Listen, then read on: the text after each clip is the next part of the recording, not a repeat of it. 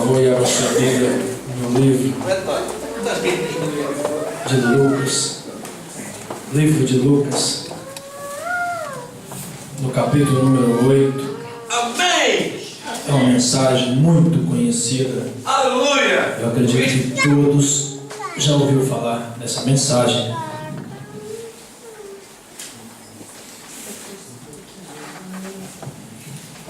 Amém? Amém? Quem não achou diz amém. Quem achou diga aleluia. Lucas 8, no versículo 22.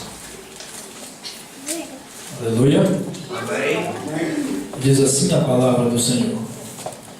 Certo dia, Jesus disse aos seus discípulos: vamos para o outro lado do lago. Eles entraram num barco e partiram. Enquanto navegavam, ele adormeceu. Abateu-se sobre o lago um forte vendaval, de modo que o barco estava sendo inundado, e eles correram grande perigo. Os discípulos foram acordá-lo, chamando: Mestre, Mestre, vamos morrer. Ele se levantou e repreendeu o vento e a violência das águas. Tudo se acalmou e ficou tranquilo. Onde está a sua fé? Perguntou ele aos seus discípulos. Amedrontados e admirados, eles perguntaram uns aos outros: quem é este que até os ventos e as águas dá ordens? E ele lhes disse: obedecem? Até aí. Feche sua Bíblia.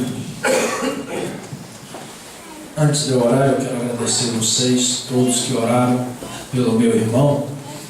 Ele está tendo uma recuperação, ao meu ver, eu não sou médico, mas muito rápida. Quem fez isso tentou matá-lo, isso é mais que evidente, mas eles não sabiam que do lado dele tinha um batalhão de Jesus Cristo orando por ele. A tentativa foi bem feita, mas como Jesus Cristo tinha um plano e tem um plano através da vida dele, ele teve correndo risco de vida na mesa operatória mesmo, e pela graça de Deus não morreu ali. Eu creio que também não vai morrer daqui para frente, porque a cada dia ele vem melhorando mais e mais. Ainda não fala algumas palavras, mas graças a Deus já é um bom começo. Move os dois pés, move os olhos, a boca e os braços. Eu acredito que a oração de cada um de vocês aqui tem chegado até os céus, porque Deus tem feito grandes coisas, não só através da vida do meu irmão, mas movendo algumas coisas para facilitar a localização da minha mãe até dentro do hospital. Para você ter uma ideia, eu nem sabia disso. Deram um quarto para ela poder ficar no hospital e facilitar a visita ao meu irmão, porque para sair da Albufeira, para ir para Faro todos os dias, pesa no bolso. E graças a Deus, Deus tem feito grandes coisas. Eu estive no Algarve, Deus fez coisas maravilhosas. Eu quero agradecer pessoas aqui que oraram e fizeram outras coisas. Não vou citar nome, que é para não falar que esse não fez, aquele não fez, mas quem fez sabe. Eu quero agradecer a cada um e quero agradecer exclusivamente a minha esposa, que esteve do meu lado no telefone, orou junto comigo. Eu chorei, eu acredito que ela nunca me viu chorar da forma que eu chorei. Mas segundo a palavra do Senhor, a mulher sábia edifica a sua casa. E a sabedoria dela me ajudou em momentos muito oportunos, que a qual a loucura bate na cabeça, você não sabe o que fazer, e graças a Deus, Deus me colocou ela do lado, uma mulher forte, valorosa, e eu louvo a Deus pela vida dela. Eu agradeço a vocês todos também pelas orações, e assim que eu tiver novas notícias, eu vou falar para vocês, amém? Feche os seus olhos, vamos orar a Jesus Cristo Nazareno. Pai querido, Criador dos céus e da terra, mais uma vez estamos diante da Tua presença. Deus, maravilhoso foi a Tua presença ao meio aos louvores deste local. O Senhor veio com a Sua glória dentro deste local e nós podemos sentir a Tua presença. Deus, agradecemos ao Senhor pelo que o Senhor jamais nos abandonou. Em nenhum momento o Senhor nos deixou de lado, em nenhum momento o Senhor se esqueceu do nosso nome. Deus, nós glorificamos ao Teu Seu nome, porque aqui existe uma uma igreja que ainda conhece e reconhece a sua glória. Pai querido, nessa noite eu clamo ao Senhor, que o Senhor há de ter misericórdia com a nossa vida. Deus, eu peço ao Senhor que em nome de Jesus Cristo Nazareno, que nós possamos continuar nesse mesmo estilo, um amor fraternal um pelos outros. Deus, eu clamo ao Senhor nessa noite, que a sua obra maravilhosa venha a ser concluída na nossa vida. Pai, eu peço ao Senhor que o frio não venha atrapalhar os nossos louvores. Eu peço ao Senhor que o Senhor coloque uma tocha viva do lado de cada irmão, para que ele possa sentir a presença do Senhor. Deus, eu clamo a tua presença neste local. Eu clamo ao teu santo nome, clamo ao nome que está acima de todos os nomes. Deus, nessa noite eu peço ao Senhor Jesus Cristo Nazareno, venha dentro do nosso coração, venha novamente fazer morada dentro da nossa alma. Pai, nós estamos aqui para louvar o teu santo nome, para render graças a ti, para dizer que o Senhor é santo, para dizer que o Senhor é merecedor de toda honra, toda glória, todo louvor. Pai querido, nós estamos aqui para louvar um Deus vivo, um Deus que cuida de nós, um Deus que tem amor por nós, um Deus que conhece as nossas dificuldades e as nossas adversidades. Pai, eu clamo ao Senhor que em nome de Jesus Cristo Nazareno, renova as nossas forças, renova, meu Pai querido, a nossa alma, restitui aquilo que Satanás tentou tirar da nossa vida. Pai querido, eu peço ao Senhor tudo aquilo que vem louvar o teu santo nome, que nós possamos aceitar o bem do Senhor e também aceitar a aprovação. Deus, eu clamo ao Senhor em nome de Jesus Cristo Nazareno, continue falando com a sua igreja. Nós necessitamos de ouvir a sua voz, a voz do bom pastor, do sumo sacerdote real. Nessa noite eu clamo a tua presença, renova em nome de Jesus Cristo Nazareno. Eu clamo ao Senhor dos exércitos. Amém, meu Pai querido. Pode se assentar em nome de Jesus. Glória a Deus.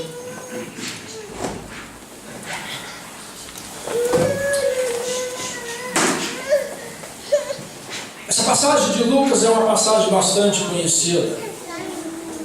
Eu acredito que todos nós já ouvimos falar do mestre que estava na embarcação e fez com que o vento cessasse e com que as águas parassem de rugir ou bramir. Uma passagem muito conhecida no meio do cristianismo. Várias mensagens já foram pregadas através dessa palavra. Grandes obras Deus já fez através dos pregadores, através dessa palavra.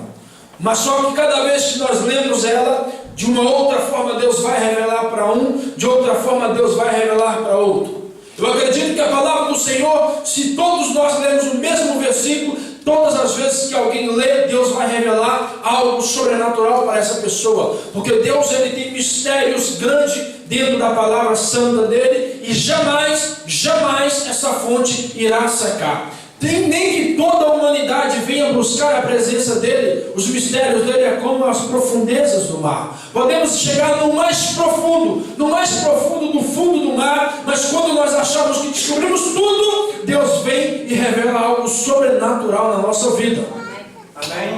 Nós, quando lemos essa passagem, ela é falada nos 3 evangelhos, Mateus, Marcos, Lucas e João. Nos 3 só, João não é lido, não é falado. E cada um ele detalha uma forma diferente.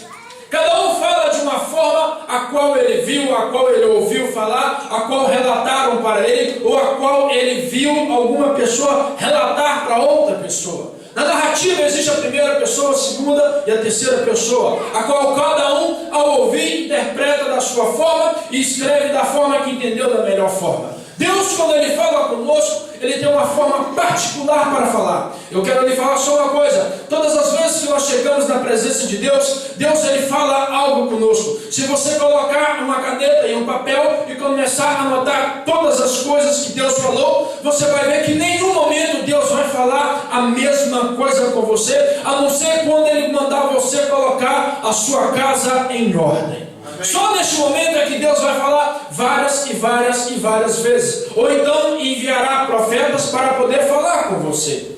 Jesus Cristo Nazareno estava em um culto maravilhoso. Jesus Cristo ele estava em uma cruzada profética. Ele estava na beira do mar da Galileia, pregando o Evangelho, pregando o verdadeiro Evangelho, porque porque naquele tempo já existiam falsos profetas que ensinavam coisas erradas dentro da Torá, que são os 5 primeiros livros da Bíblia Sagrada.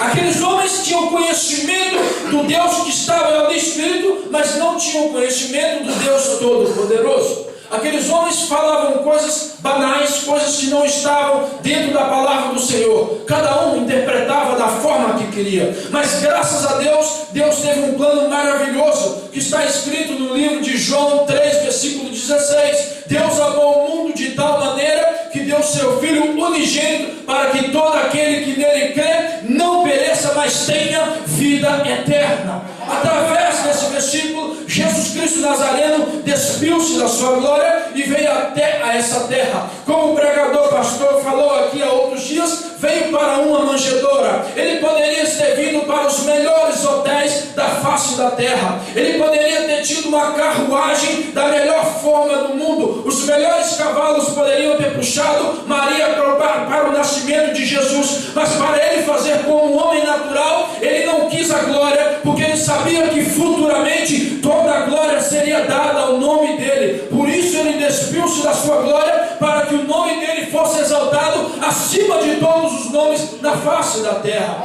Jesus Cristo Nazareno, quando ele desce de uma forma sublime. Nenhum outro homem vai conseguir fazer a mesma jornada que Jesus Cristo. Ele deixa tudo que ele tinha no céu, anjos adorando o nome dele, o trono do Pai do lado dele. Ele estava ali, todos nós na face da terra adoraríamos Deus consecutivamente. Mas Jesus Cristo, ele desce da sua glória. Amém. E quando ele desce da sua glória, ele nasce em uma manjedoura. Eu fico analisando o tamanho da grandeza do nosso Deus. Desce do seu trono real e nasce numa manjedoura e faz morada dentro do coração do homem. Ele não olha para onde ele estava chegando, ele olha como aquele local vai ficar. A manjedoura poderia estar suja, poderia estar mal cheirosa, poderia estar de qualquer forma, mas quando a manjedoura entrou na palavra sagrada do Senhor, ela ficou reconhecida como o nascimento de Jesus Cristo, Senhor dos senhores. E então, quando ele nasce, nós sabemos que três reis vão até lá. Você conhece a história, não vou entrar por aí. E todos nós sabemos que ele ganha presentes: ouro, mirra e incenso. Isso tem uma simbologia dentro da palavra do Senhor. Também não quero entrar por aí. Jesus Cristo Nazareno, ele vem pregando desde os 12 anos de idade. Ele já estava dentro do templo, brincando com os rabis, mostrando para eles que eles não conheciam o Deus Todo-Poderoso. E então Jesus Cristo, ele cresce com graça e sabedoria. Ele brincava, jogava bola, quem sabe, jogava bola de gude, quem sabe, fazia todas as coisas que uma criança, mas também sabia que ele tinha um plano perfeito na face da terra. E então, Jesus Cristo Nazareno, ele chega à sua idade adulta. 30 anos é batizado por João Batista. E quando ele começa nessa parte por aí, ele começa a pregar por todo aquele local onde ele passava, até chegar à beira do mar da Galileia. Amém. Jesus Cristo estava pregando o sermão da parábola do semeador. Ele começa a dar uma aula fora do normal. Ninguém entendia como Jesus Cristo pregava, porque todos os pregadores eloquentes que tinham naquele tempo vinham pregando de forma sobrenatural. Quando você analisa as escrituras, João Batista, ele começa falando: arrependei-vos, raça de víboras. Jesus Cristo, quando prega, ele não fala dessa forma. Ele fala: vinde a mim todos vós que estáis cansados, que eu vos aliviarei. A mensagem de Jesus Cristo, ela não era eloquente, mas batia dentro do coração do homem, mudava o ser dele e colocava um homem natural para fazer coisas sobrenaturais, porque maior era a palavra que ele pregava do que a eloquência dele. E então, nesse culto profético, começou com meia dúzia de pessoas. E quando o pregador é bom, a igreja não fica vazia. Jesus Cristo Nazareno, quando estava na sua pregação, de repente a Bíblia fala que se juntou uma grande multidão. E quando a multidão começa a apertar, Jesus Cristo não tinha como mais pregar. Ele fala para os seus discípulos: vamos atravessar para o outro lado de lá. Quando você lê no livro de Mateus 8, do versículo 23 até o 27, você vai ler assim: Mar da Galileia. Quando nós interpretamos isso, nós pensamos logo em uma praia, ondas batendo de um lado e para o outro. mas não era uma praia dessa forma. Poderia ter ondas devido ao magnetismo das placas tectônicas, mas não era um mar a qual nós vemos, por exemplo, na costa de Portugal, de ponta a ponta. O mar que eles estavam falando era do Lago da Galileia. O lago, para você ter uma ideia, ele tinha 21 quilômetros de extensão, de comprimento, e 12 quilômetros de extensão. Era um lago que provavelmente ele foi formado devido às neves que tinha no Monte Hermon. Quando esse monte começou a pegar o sol, a neve começou a derreter-se, e como existia um vale dentro daquele local, formou-se um lago que chegava de uma ponta a quase outra de Israel. Jesus Cristo Nazareno, quando ele chama os seus discípulos, todos eles, ou quase todos, eram pescadores. Não é verdade? Ele começa chamando Simão, começa chamando o seu irmão Tiago, começa chamando Nicodemo, outro irmão de Tiago, Nico, para fazer a obra do Senhor. E todos eles, a Bíblia relata que estava na beira de uma praia ou de um lago, pescando. E então, era muito simples, estavam na beira de um lago, coisa natural para um pescador, conhece as águas. É mentira ou não? Todo pescador, que quando ele faz aquilo por profissão, ele conhece o seu barco e conhece os locais de costume fazer a sua missão profissional. E então, Jesus Cristo, quando ele chamou, eles deixaram a sua profissão. Começaram a fazer a obra missionária de Jesus Cristo. Mas quando eles estão fazendo isso, eles não se esqueceram da profissão que eles tinham. Eles deixaram de praticar a profissão, mas ainda tinham o conhecimento da sua profissão. Eu quero dar um exemplo. Temos o irmão Carvalho, que no dia que ele deixar a profissão de condutor, ele não vai esquecer como se conduz um autocarro, mas ele vai deixar a sua profissão. Todos nós um dia vamos deixar a nossa profissão, mas nós não vamos esquecer como ela é feita. E então Jesus está no seu culto pentecostal, almas se rendendo ao reino de Deus, almas aceitando Jesus Cristo como Salvador, pessoas mudando o seu modo de pensar. Jesus Cristo, quando ele trazia a sua mensagem, a mensagem dele ia de encontro à cultura daquele povo, ia de encontro ao ensinamento daquele povo, ia de encontro à forma que eles viviam, ia de encontro à forma que eles interpretavam a palavra do Senhor. Amém. E então Jesus Cristo, ele pega e fala, e vai para o outro lado. A Bíblia fala que ele diz: passamos para a margem de lá. Entraram todos no barquinho e os seus discípulos o seguiram. Jesus não convidou ninguém, ele falou: passamos para o lado de lá. Os discípulos gostaram da palavra do Senhor e o seguiram. Amém.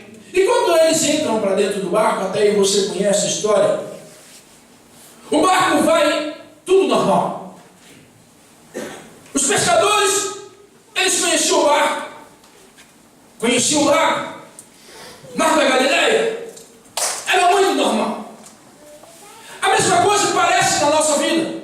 Nós conhecemos a nossa vida, conhecemos as nossas forças, conhecemos as nossas possibilidades, conhecemos da melhor forma do que ninguém como vamos passar por certa situação. Então nós começamos a ter uma autoestima muito elevada. E o problema da autoestima é que ela nos faz perder o foco chamado Jesus Cristo Nazareno. O problema da autoestima é que nos faz perder a capacidade de reconhecer que nós somos pó e barro. Nós não temos o autoconhecimento de interpretar que existe um Deus mais soberano do que nós. Quando nós estamos com a autoestima elevada, nos esquecemos que nós temos que dobrar o nosso joelho e ainda clamar pela presença de Jesus Cristo Nazareno. Então, aqueles discípulos não estavam de forma diferente de nós. Autossuficiência. Está tudo bem, maravilhoso, eu conheço. Ora bem, um barco tem um leme, se for grande, tem aquela roda para poder fazer com que o leme vai para um lado e vai para o outro, mais conhecida como timão. E tem provavelmente motor, ou provavelmente vai ter remos. Tudo isso tem uma simbologia dentro da palavra do Senhor. Tudo isso tem um significado. Vida, dentro da palavra do Senhor, significa um barco. As águas significa o andamento da nossa vida. Quando aqueles homens entram para dentro do barco junto com Jesus, tudo ia maravilhoso, até que se formou uma tempestade. A Bíblia fala que de repente se formou uma tempestade.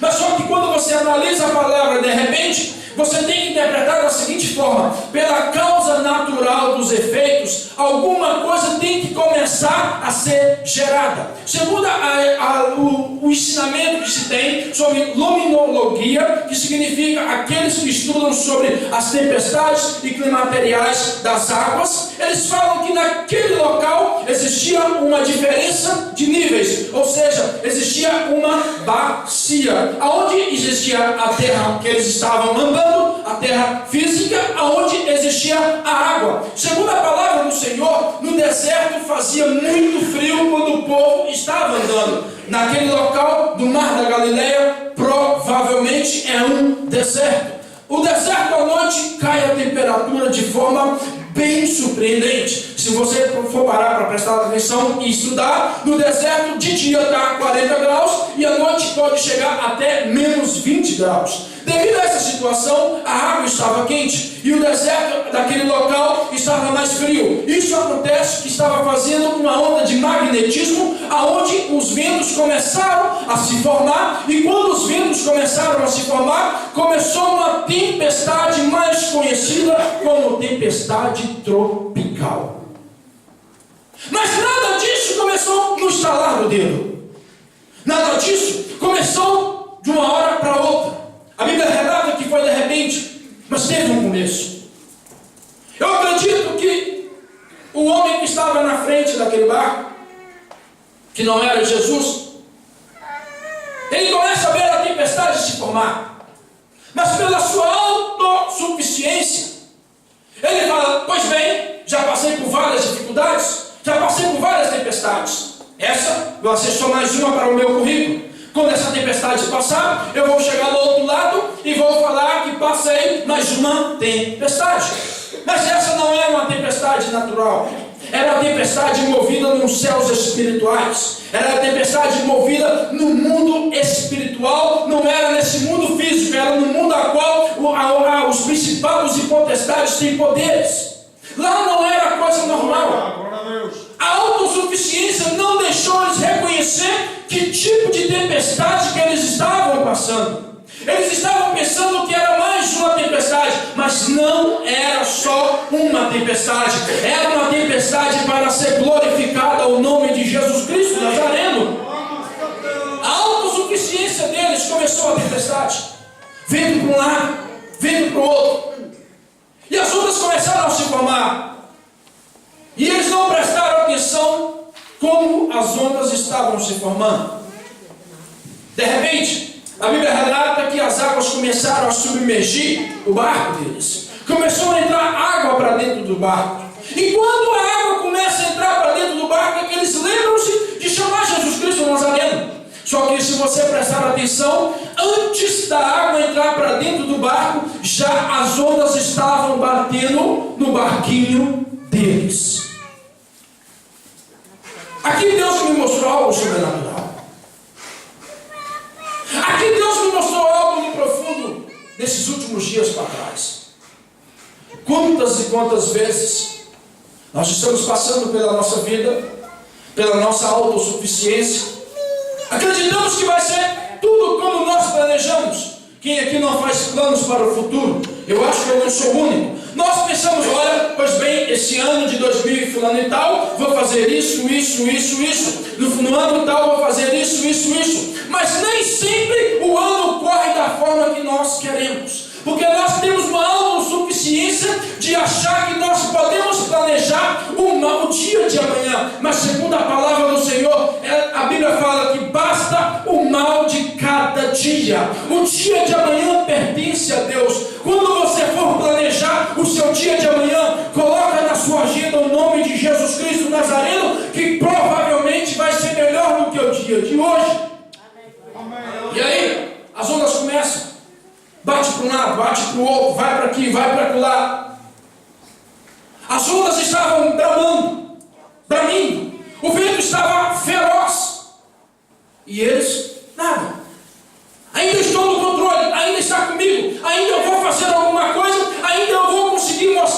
eu estou no poder do meu barquinho.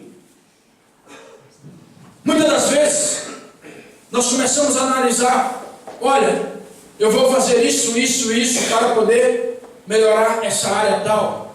Olha, eu vou fazer isso. E com que essas coisas todas vão, que nós pensamos que nós vamos projetar e vamos planear, muitas das vezes chegam situações da nossa vida que nós não contávamos. Situações a qual não estavam no relatório que nós fizemos, não estavam no script da nossa vida. Muitas situações que batem na nossa porta, que nós não estávamos esperando e tão pouco estávamos preparados para enfrentar aquela situação. Eu vou lhe relatar algo que aconteceu na minha vida. 27 de dezembro do ano de 2014. Estava eu na cidade chamada Rio Maior. Estava planejado para me passar um final de semana com minha filha. E então eu fiz a viagem, saí daqui, falei com a Sandra falou, Tiago, por favor, vá devagar. Mas antes de eu sair daqui da cidade de Faf, o meu coração estava triste. Eu falei com a minha esposa, Sandra, eu estou triste, mas não é porque eu vou visitar a minha filha, mas é algo que está fora do meu controle. É uma coisa, uma angústia dentro do meu coração, que eu não sei o que está acontecendo. Eu vou fazer essa viagem, mas eu estou com medo do que vai acontecer. E ela falou, Tiago, tem calma, Deus está no controle. Tudo bem, eu acredito que Deus está no controle. E eu faço a viagem, eu não passei de 110 km por hora. Simplesmente vi 5 acidentes na autoestrada, onde pelo menos 3 carros foi dado perca total. Vi 3 paragens de GNR, Brigada de Trânsito, parando todos os carros. E eu não estava interpretando o que estava acontecendo. Autossuficiência. Então pego no meu telemóvel, estava com sono, liguei para o meu irmão e comecei a falar com ele. Tinha o costume de falar com o meu irmão pelo menos meia hora cada vez que eu ligava para ele. Liguei para o meu irmão e conversa vai, conversa vem. O meu irmão vira e fala, não corra que é melhor você chegar tarde e não onde é que você vai do que chegar cedo no cemitério. E eu falei para ele que nada, Diego, eu tenho o costume de andar 150, 170, 180, 190, 200. Aonde meu carro chegar eu vou com ele, porque eu conheço o meu carro. E ele falou comigo, você conhece até o dia que ele mostrar que você não conhece ele. E eu então parei, refleti, reduzi a velocidade para menos ainda. Cheguei na cidade, brinquei com minha filha, fui no parque, fiz tudo o que eu estava planejando. Fiz aquilo outro, passou-se um dia da sexta para o sábado. O sábado eu pego a minha filha, vou dar uma volta com ela, vou brincar com ela, levo ela no parque. E minha filha estava muito alegre e eu estava angustiado. Ligava para minha esposa, falava com ela, mandava mensagem. E ainda aquela angústia não saía do meu coração. 2h30 da tarde o meu telemóvel toca com o nome da minha cunhada. O telemóvel toca e então eu começo a pensar, ora bem, a minha cunhada deve querer falar com a minha filha porque ela gosta muito, até porque o nome das duas é o mesmo, é Isabel, e ela tem uma carência muito grande com o sobrinho, aquela coisa. Eu acho que ela vai querer falar, e eu pensei comigo, eu vou arrumar um jeito dela falar, mas não falar muito para eu não perder tempo com a minha filha. Então ela fala, o telefone toca, eu pego e atendo o telefone e falo, alô? Ela, olá cunhado, com a voz muito embargada. Automaticamente o meu cérebro começa a pensar, pronto, já teve uma confusão na casa dela, o meu irmão já brigou com ela, eles estão num pé de vento, eu vou passar pelo menos 2 horas no telefone auxiliando ela, porque eu não vou poder fazer nada lá. Mas pela minha infelicidade não foi nada disso. Pela minha autossuficiência, Deus me mostrou que eu não conheço o minuto seguinte da minha vida. E ela me pergunta, Tiago, como você está? E eu falo para ela, estou bem. Aonde você está? Estou sentado dentro do meu carro brincando com minha filha. Tiago, eu tenho uma notícia para te dar. Uma notícia muito triste. O meu coração já começou a palpitar de forma sobrenatural. E quando ela me relata a notícia, ela fala, Tiago, o seu irmão foi espancado, tomou 3 tiros, está na mesa de cirurgia, já faz pelo menos 4 horas, está entre a vida e a morte. A minha autossuficiência caiu por terra naquele momento. Eu achava que eu conhecia tudo sobre a vida e Deus me mostrou que eu não conheço nem sequer o começo da jornada. E eu pego e falo para Isabel, para de brincar com coisa séria, que isso não se brinca com ninguém, ainda mais você sabe o afeto que eu tenho pelo meu irmão. E ela fala, cunhado, você acha que eu teria coragem de brincar com isso? E eu falo, mas quem fez isso? Ela, não sei, e ela estava dopada pelos remédios. E então eu falei para ela, pois bem, calma que eu vou ver o que eu faço aqui. Desligo o telefone, vejo 2 guardas da GNR passando. Eu estava treinando, eu chego para os guardas e falo, olha, passa-se isso. Eu recebi a notícia agora, assim. Eles falaram, ligam lá para o hospital de Faro, que eles são obrigados a te dar uma notícia. E quando eu ligo para o hospital de Faro, realmente aconteceu tudo aquilo. O meu coração começou a palpitar. Eu pego o meu telefone e ligo para minha esposa, falo, Sandra, estou voltando para cima agora que aconteceu isso com meu irmão. Mas no meio da fala, o meu coração começou a bater mais rápido, as lágrimas veio no meu rosto. Eu comecei a lembrar de todas as coisas que eu passava junto com meu irmão. Eu, como um homem carnal, comecei a chorar como criança. Eu acredito que minha mulher nunca me viu chorar da forma que eu estava chorando. Eu acho que ela jamais entenderia que eu iria chegar naquele estado. E então eu começo a chorar, Sandra, o que eu vou fazer da minha vida? É o meu irmão que está no leito de um hospital. E ela vira e fala, confia no Senhor, que Deus vai fazer a obra. Mas Sandra, meu irmão pode morrer a qualquer momento. E eu começo a chorar, ela chora de cá, eu choro de lá. E então Deus começa a falar dentro do meu coração, até aqui foi você. Aí eu tenho a missão de ligar para minha irmã. Pego no telefone e ligo para minha irmã. Isa, onde é que você está? Estou aqui, junto com meu namorado, marido, cunhado meu. Eu vim e falo, ele está aí? Está, deixa eu falar com ele. E ela passa o telefone para ele, eu pego o telefone, Tiago, sim. Olha, é o Tiago, irmão da Isadene, tudo bem? Tudo. Olha, eu preciso dar uma notícia para minha irmã, não é fácil, senta do lado dela, que eu acredito que ela vai cair para o lado. E ele, pode falar que eu estou do lado dela. Dou uma notícia para minha irmã, para vocês terem uma ideia, eu já estava 2 anos e meio sem falar com a minha irmã. 2 anos e meio sem falar com ela. E então eu pego ela falar com ela, ela fica triste, ela fala, poxa Tiago, você me liga para me dar uma notícia dessa? Eu falei para ela, eu queria te dar outra notícia, mas é que eu te tenho para dar essa. Fala, estou passando em Lisboa para te pegar, estou indo para o Algarve para ver o nosso irmão que está numa mesa de hospital sendo operado. E ela fala, tá bem, quanto tempo você demora para chegar? 1 hora. Cheguei 1 hora dentro de Lisboa. Pega a minha irmã e partimos para baixo. Para resumir a história, o dia de domingo eu não consegui fazer nada. No dia de sábado eu não fiz nada, porque já era noite. No domingo, logo ao meio-dia, fui para a visita. Eu já vi vários tipos de pessoas que tomam tiro na cabeça, tiro no peito.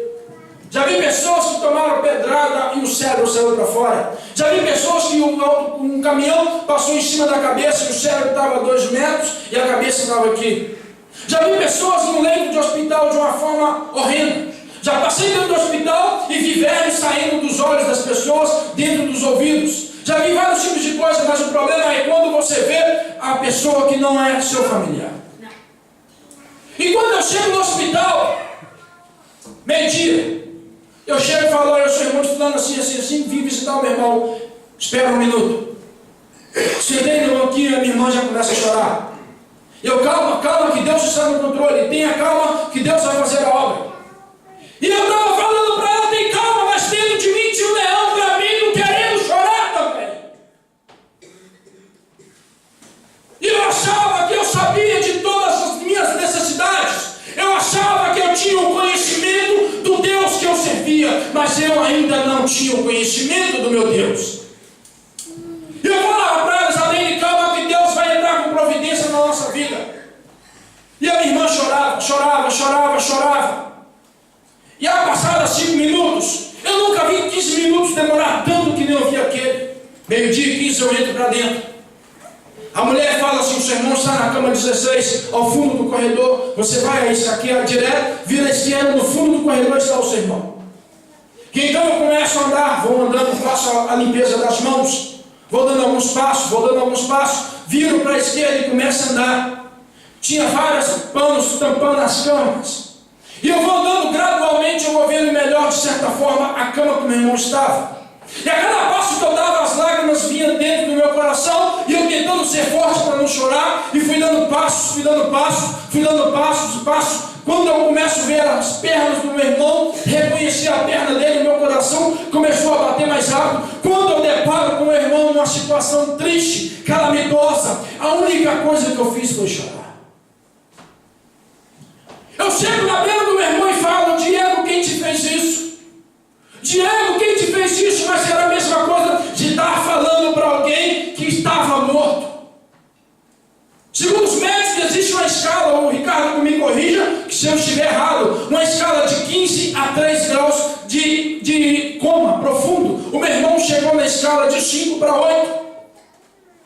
E quando ele estava lá, eu falava com ele, ele só respirava, mas era a mesma coisa de estar morto, com a cabeça inchada, ligada aos tubos, de uma forma que eu nunca vi o meu irmão. E eu chorava sem parar. Eu tentava conter as lágrimas para me tentar ser forte para frente dele, mas as lágrimas eram mais fortes que eu. E então eu começo a pensar: Deus, por que o Senhor fez isso? Qual foi o motivo que o Senhor trouxe isso aqui? Em nenhum momento eu perguntei por que Deus estava fazendo, mas de forma ranhosa. Eu tinha curiosidade para entender o que Deus estava fazendo, qual era o projeto de Deus naquele momento. E quando eu estava falando essas coisas todas com meu irmão, pedindo ele para chorar, de repente a minha irmã me abraça e começa a chorar junto comigo. E aquele dia foi o dia mais triste da minha vida. Chego em casa, eu tenho a incumbência de dar a notícia para minha mãe. Minha mãe estava no Brasil de férias. Todo mundo fala: Tiago, pega o telefone e fala para ela. Tiago, liga que quando a notícia bater no ouvido dela, consequentemente, se não for por você, ela jamais vai te perdoar.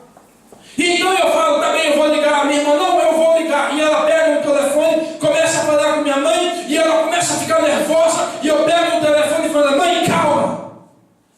A palavra que eu sempre ouvi da boca da minha mãe foi fé. Desde que eu tenho a idade do Daniel, minha mãe sempre falou: tenha fé em Deus que Ele pode fazer qualquer coisa. Toda a vida eu sempre tive essa palavra como alicerce na minha vida: fé em Deus. E eu pego e falo: mãe, o Diego passou isso. E eu escuto a minha mãe dar um grito e começar a chorar. Nem quando a minha avó morreu, eu vi a minha mãe chorar daquela forma. E ela: por que fizeram isso com meu filho? Eu falei: mãe, eu não sei, mas Deus está no controle. E ela estava de lá chorando, e eu tentando acalmar ela. Eu não queria chorar na frente da minha irmã, mas dentro do meu coração estava todo destroçado. Mas eu sabia que o bálsamo de Gileade iria chegar na minha vida. Dou uma notícia para minha mãe. E quando eu dou a notícia, minha mãe reage da melhor forma do que eu. Pois bem, o que eu quero dizer com todas essas coisas? Todos nós pensamos que conhecemos nosso dia a dia. Todos nós achamos que nós podemos fazer coisas e tais coisas. Mas nós não sabemos que nós temos uma pequena deficiência, bem pequena, chamada força. O problema da força é que ela nos engana. Você quer um exemplo? Na construção das pirâmides do Egito, foi usada a força humana. Construíram aquela pirâmide de uma forma que nem os homens sabem explicar como foi feito, mas está lá de pé. Passa vento, passa chuva, passa sol, e a pirâmide não cai. No Japão existem grandes prédios feitos com os melhores engenheiros, porque o Japão está no meio de duas placas tectônicas, que constantemente existem terremotos de grandes latitudes lá. E mesmo assim, não conseguem colocar o prédio de pé que ele não volte a cair futuramente, porque as forças deles estão pensando na ciência deles. A força, ela nos engana. A força daqueles discípulos enganaram eles. Eles achavam que eles conseguiam parar aquela tempestade, mas quando eles viram que a força deles não parava, muda-se a história. A primeira coisa que eles fazem é analisar aonde eles estão e com quem estão. Aonde eles estavam? Dentro de um barco. O que estava em jogo? A vida de cada um dos discípulos. Tiago, mas espera aí, existia uma palavra de passar de um lado para o outro. Tudo bem, existe uma palavra de passar para um lado, para o outro, mas quem deu a palavra não estava junto com eles no momento. Como? Jesus não estava acordado para ver a tempestade, ou estava? Jesus não estava vendo a tempestade. No meio do seu sono, o mestre do mestre é acordado. E quando ele é acordado, ele não foi acordado. Bom dia, está na hora de tomar o seu café da manhã, levante-se. Não, ele é acordado com vários gritos: mestre, mestre, mestre, mestre, por favor, levante-se, mestre, levante-se. Aqui eu entendo uma coisa: existem várias formas de você pedir a Jesus Cristo, com calma, com amor, Amém. E com força de vontade. Amém. Se você chega para o mestre e fala: bom dia, mestre, se levanta que nós estamos passando por uma tribulação, Jesus Cristo não iria acordar, porque a sua clemência não tinha chegado dentro dele. Da mesma forma, é quando você estiver com o seu joelho dobrado, quando você for clamar o nome dele, clame com vontade, grite o nome dele para que ele acorde Jesus Cristo. Amém. E então Jesus Cristo se levanta. E quando ele se levanta, ele se depara com os discípulos todos com medo, atemorizados. Espera aí. Quando você começa a ler os primeiros capítulos do Evangelho, você vê Jesus Cristo fazer o milagre da transformação da água para o vinho. Você vê o milagre da salvação. Você vê tudo, mas aqueles homens não tinham fé para acreditar que aqueles que estavam com eles tinham o poder de fazer o milagre. Porque Jesus Cristo vira e fala: por que vocês não têm fé? Por que vocês não têm fé? Será maior a tempestade ou será maior o nosso Deus? Será maior aquele que está contra nós ou será maior aquele que está conosco? Será maior aquele que luta contra a nossa alma ou será maior Jesus Cristo Nazareno que está acima de todas as coisas? Quem será maior na nossa vida? A adversidade que tenta parar você ou o seu Deus Todo-Poderoso? E então Jesus Cristo se levanta. E você conhece a história. Ele manda que o mar cesse e o vento também cesse.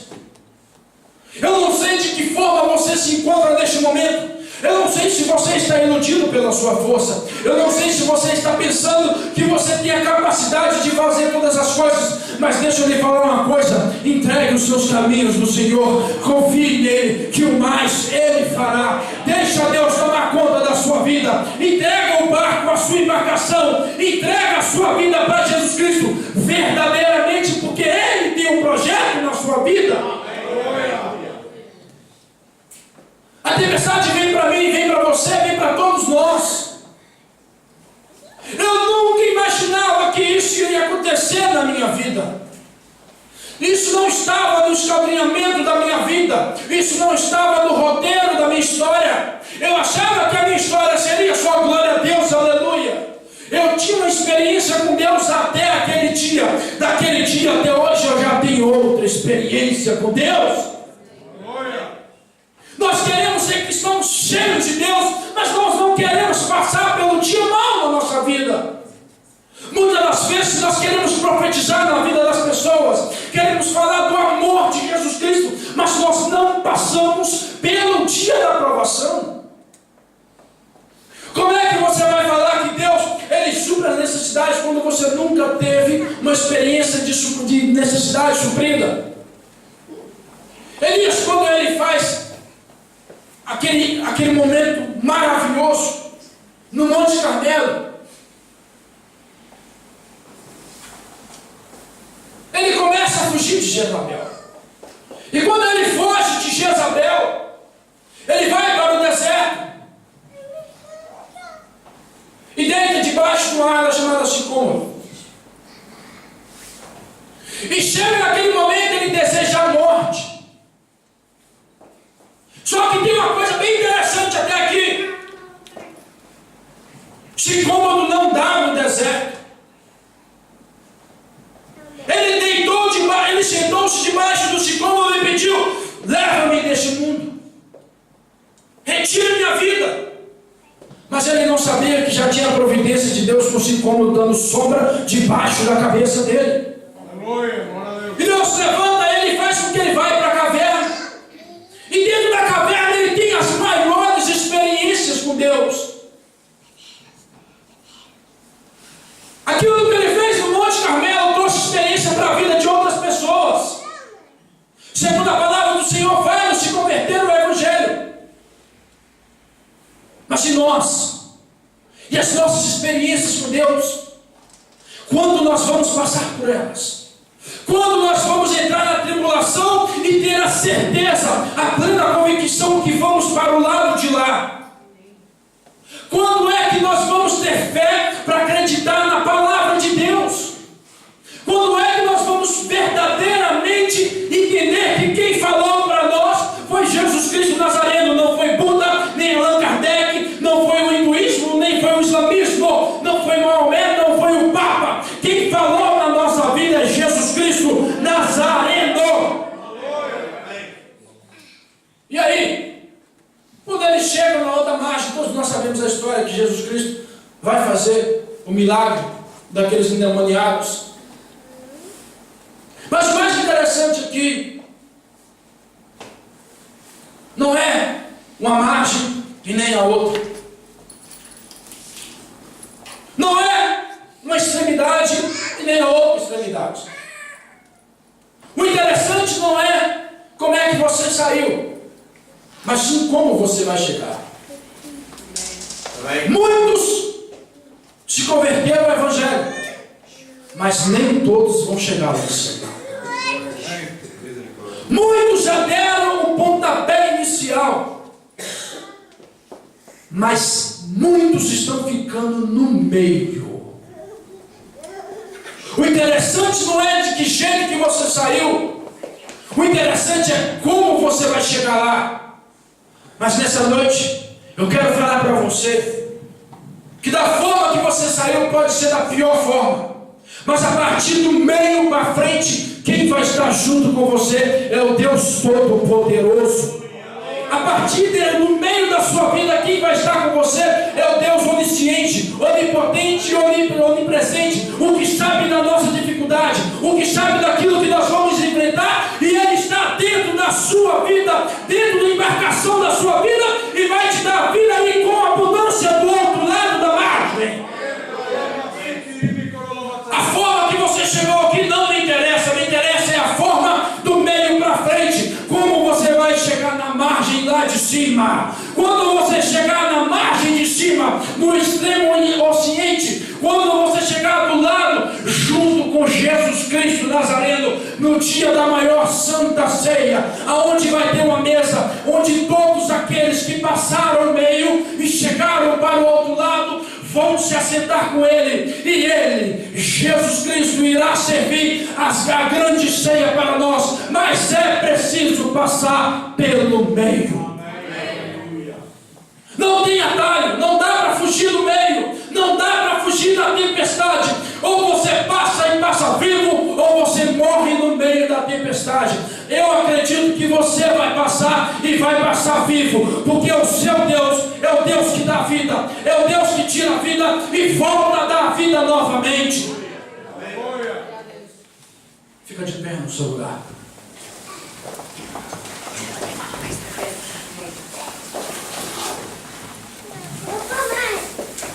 Não dá. É impossível. Não existe maneira de contornar a tempestade. Até porque quem estava lá fazia diferença. A referência maior de quem está lá dentro. Em uma outra passagem, Jesus Cristo fala para os discípulos: vão para a margem de lá. E eles pegam o barquinho e começam a andar. E quando chega no meio do mar, começa a vir um homem andando pelas águas. Ele não estava com outro barquinho, ele vinha andando sobre as águas. E quando ele vai andando sobre as águas, Pedro começa a ter medo e fala: é um fantasma, é um fantasma, é um fantasma. E Jesus Cristo chega e fala: Pedro, não tenhas medo, que sou eu. Se és tu mesmo, então faça com que eu vou daí para aí. Talvez você está esperando Jesus chegar com outro barquinho na sua vida. Talvez você está com medo. Não está vendo a grandeza do seu Deus. Você está achando que Jesus vai chegar com outro barquinho. Mas Ele pode fazer coisas que você não conhece, como chegar andando no meio do mar. Eu não sei como é que Ele vai chegar na sua vida. Mas quando Ele chegar, você vai saber que é Ele. Porque quando Ele chega de uma forma sobrenatural. Ele chega de uma forma a qual os homens não esperam. E passaram uns dias que eu perguntei a Deus qual era o projeto. No meio dessa tribulação toda, Ele falou o seguinte: se eu lhe responder qual é o projeto que eu tenho no meio disso tudo, você já não é mais um homem normal. Por quê, Deus? Porque se você soubesse tudo, você era como eu. E para você não ser como eu deixo você na minha dependência ainda. E viver na dependência de Deus é não ter como imaginar o dia de amanhã, mas ter a certeza com que vamos passar com Ele.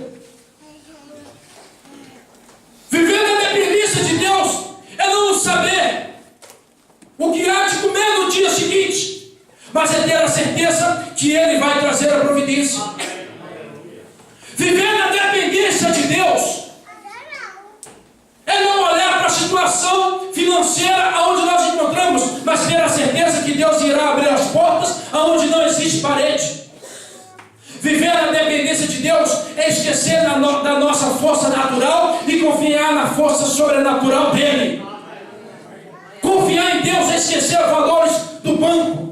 Confiar em Deus é se esquecer do tanto que está no depósito do seu carro. Confiar em Deus é se esquecer do tanto que está na sua despensa e saber que Ele pode enviar corvos para nos alimentar.